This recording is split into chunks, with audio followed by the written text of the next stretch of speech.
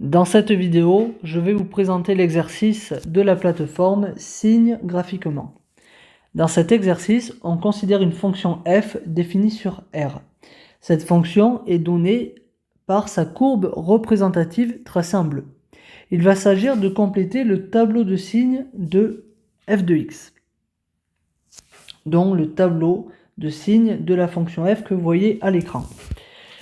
Pour cela, nous allons nous aider du graphique. Vous remarquez que dans un premier temps, la courbe de la fonction f est située en dessous de l'axe des abscisses. La fonction f est donc dans un premier temps négative, et en particulier, elle est négative de moins l'infini à moins 1, moins 2, moins 3, moins 4, moins 5, moins 6, moins 7, moins 8. Donc ici, c'est moins 8. Dans un second temps, la courbe de la fonction f est située en dessus, cette fois-ci, de l'axe des abscisses. La fonction f est donc positive. Et en particulier, elle est positive de moins 8 à moins 1, moins 2, moins 3. Donc moins 3 ici. Et enfin, dans un dernier temps, la courbe de f repasse en dessous de l'axe des abscisses.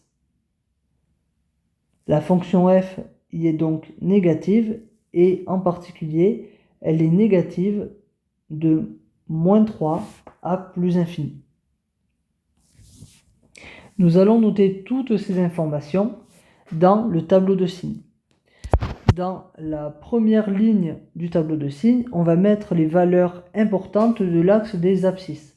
Et dans la seconde ligne du tableau de signes, on va mettre les signes que l'on a trouvés via le graphique. Donc nous avions dit que dans un premier temps, la fonction était négative. Dans un second temps, la fonction était positive. Et enfin, dans un dernier temps, la fonction était négative. Donc voici pour les signes.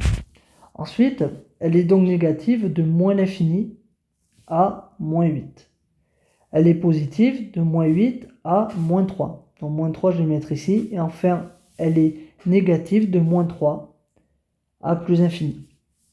Vous remarquez que pour x égale moins 8, la fonction s'annule. Autrement dit, l'image de moins 8 est égale à 0.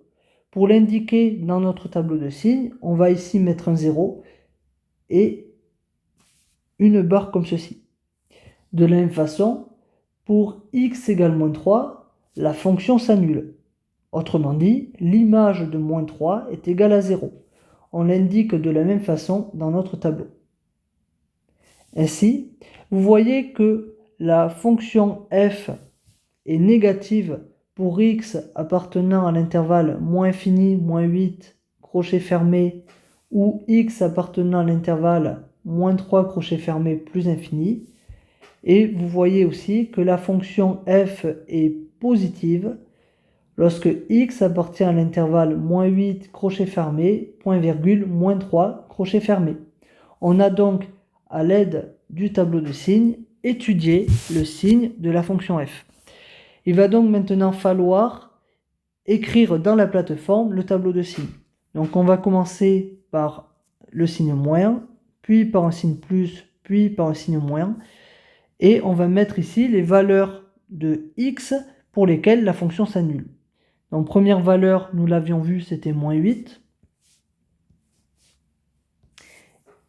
Et enfin, seconde valeur, c'était moins 3. Donc je vais ici placer moins 3 et je valide le résultat.